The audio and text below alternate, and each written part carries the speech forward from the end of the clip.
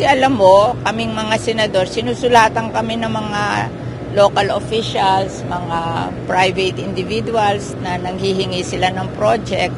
So kami naman, para masabi na responsive kami sa kanila, ipino-forward namin sa budget yung mga request nila. Hindi naman galing sa amin yun. Kaya mali yung kami ididemanda, hindi naman kami nag-implement.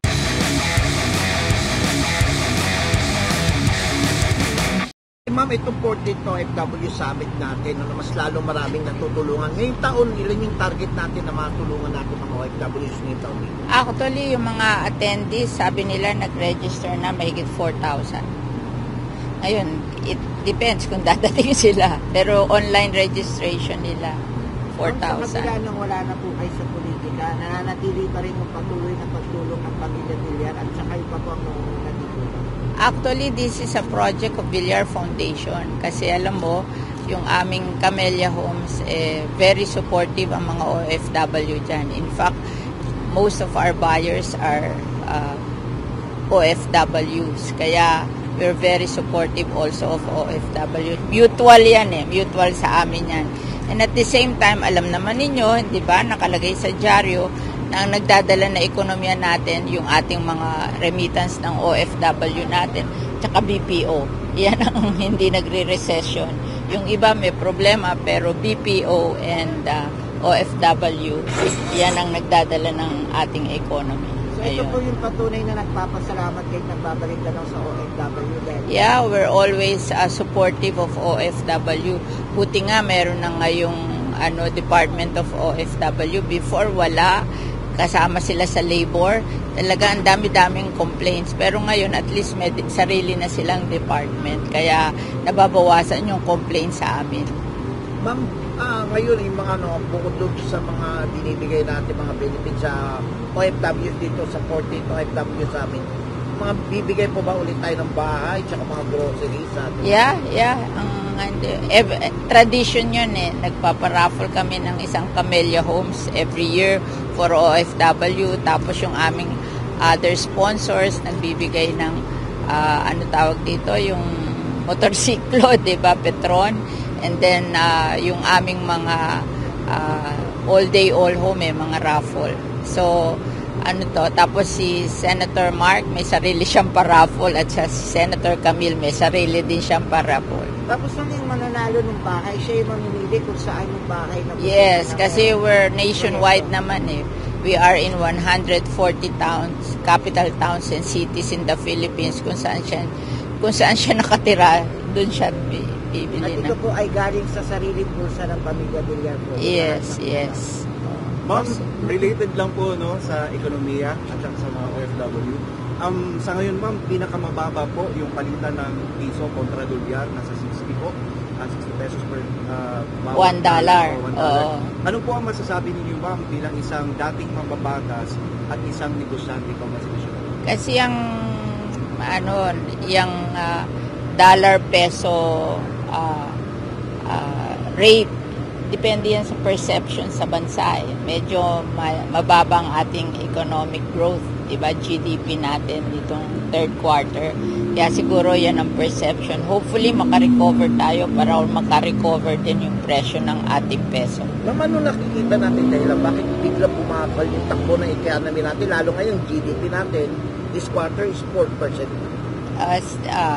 Ayoko naman kasi hindi naman ako economist, diba? Pero siguro perception yan yun ang perception ng mga tao. Kasi yung mga tao parang hindi sila gumagasta as before. Baka nag-iingat, nag-iipon para hindi sila tamaan ng recession. So with that ma'am, what should the government do para mas maging maayos po yung spending ng mga tao? Sabi nila, para sa mga yung interest rate dapat bumaba, di ba?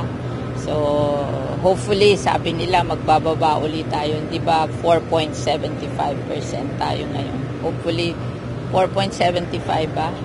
So, hopefully, bababa ang interest rate para mura ang pag-utang ng mga tao sa kanilang bahay, sa kanilang mga business loans, at saka yung mga personal loan nila.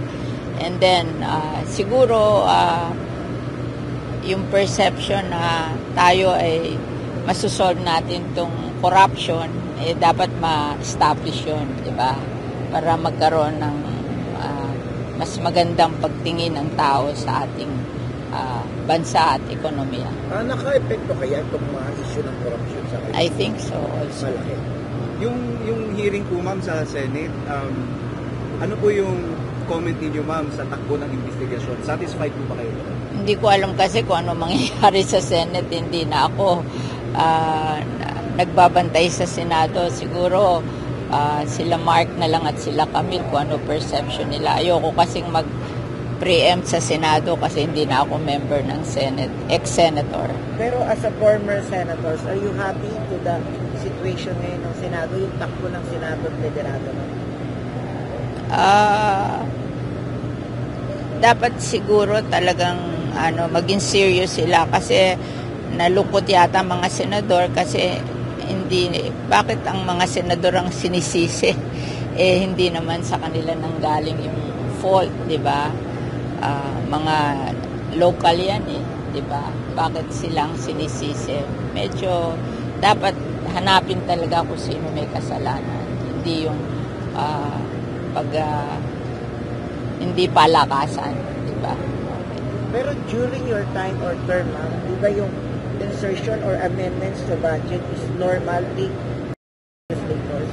Kasi alam mo, kaming mga senador, sinusulatan kami ng mga local officials, mga private individuals na nanghihingi sila ng project. So kami naman, para masabi na responsive kami sa kanila, ipino-forward namin sa budget yung mga request nila. Hindi naman galing sa amin yun. Katulad ko, hindi ko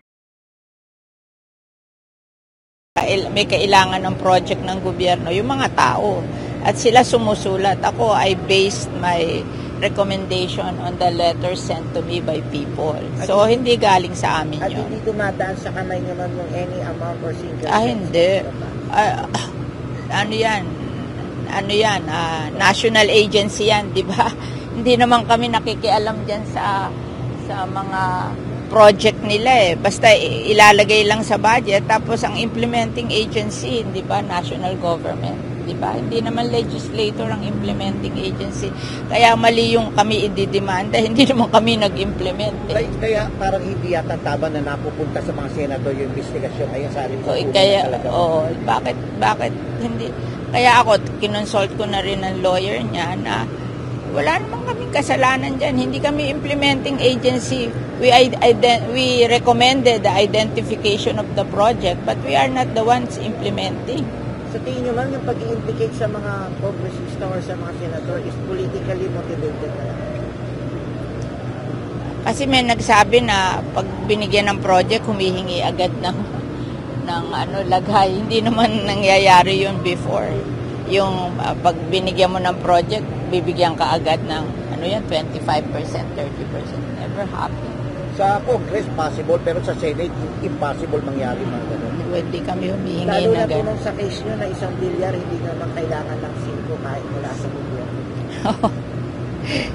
Alam mo, ba't ka magpapayaman? Di mo naman madadala sa hukay ang yaman na yan. Sasabihin mo, ibibigay mo sa mga anak mo. Ang anak mo, pag tatanga-tanga, maloloko din yan sa pera. Pero pag nag-aral yan at matalino yan, miski hindi mo pamanahan yan, kaya niyang alagaan ang sarili niya. That's my principle in life. What I gave my children are the best education. Kasi yon hindi maaagaw sa kanila yon. What will you do with your money pag hindi ka marunong? Wala rin lahat yan. Ma'am, last alam po, message natin sa OFWs natin. I wish to congratulate them kasi malaki ang tulong nila sa Pilipinas, and we're very appreciative of that. But pag sila'y magre-retire, huwag silang matakot na sila ay magkaroon ng maliit na negosyo dito sa Pilipinas kasi in the long term, mas maganda na ang kanilang hanap buhay na inaan dito sa Pilipinas para kasama nila mga pamilya nila. Okay lang pumunta sa abroad, mag-ipon, pagkatapos iuwi sa Pilipinas at mamuhay sa Pilipinas ng maganda dahil kasama nila pamilya nila sa Pilipinas. Mas masaya ang pamilya. Okay. Thank Thank you, you. ma'am. Salamat, ma'am.